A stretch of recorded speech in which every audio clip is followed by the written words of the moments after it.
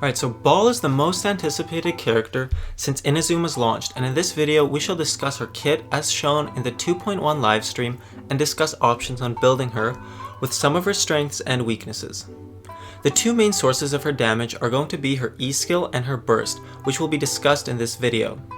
She is a lot like Child switching weapons when she activates her burst from a polearm to a sword. A large question is going to be whether her normal attack skill will contribute to the damage of her burst.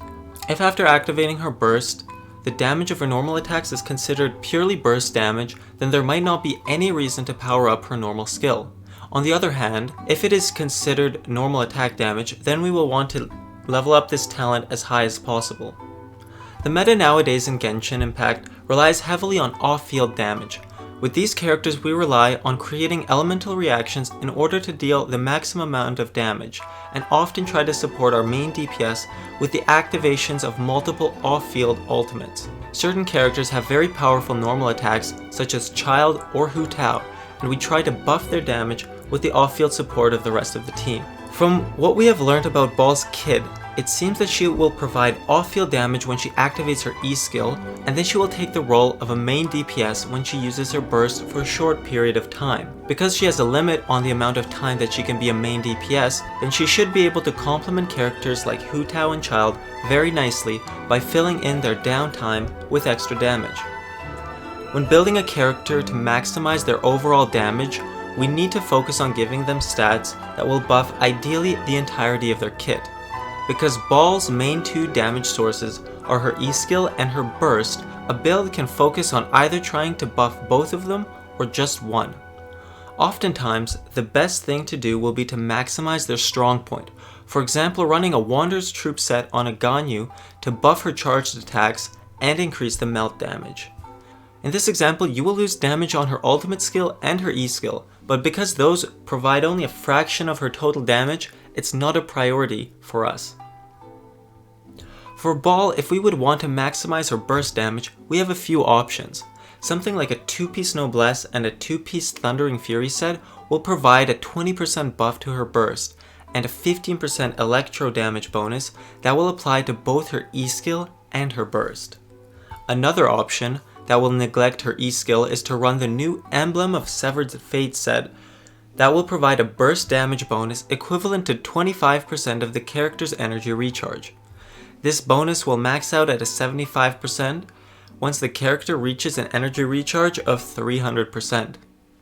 With an energy recharge weapon and utilizing DPS main stats, one should be able to reach an energy recharge of about 200 to 250% if they focus on gaining as many energy recharge substats as they can. If Baal's Ascension stat would also be energy recharge, this would help us even further in maximizing the total amount of energy recharge that she has. By focusing on DPS stats afterwards, crit rate, crit damage, and attack, the base damage that is being multiplied by the burst bonus will increase, and Baal will do something close to her maximum amount of burst damage, while still providing a decent amount of damage with her elemental skill. For a rough approximation, this build would be something like a typical Shincho, where you focus on gaining energy recharge and crit substats, but you run them with a crit rate, hydro damage bonus, and attack percent main stats on the artifacts. In Baal's case, I would be inclined to go in crit rate, electro damage bonus, and attack percent main stats. If for some reason Baal's E skill, burst, or passive would in fact scale off of energy recharge, then I strongly believe this is the best build for her because of not only her artifact set scaling off of energy recharge, but also her skill damage. A good stat ratio to look for would be something like 50% crit rate, 100% crit damage, 50 to 75% attack bonus, and 200 to 250 energy recharge. When using a character with such a high energy recharge, then you will likely be able to activate their burst more often than not, and therefore you shouldn't have troubles activating Baal's burst even if it requires a large number, like 80 energy to activate. Deciding between whether to focus on burst damage or elemental skill damage will depend on your artifacts and what weapons you have available.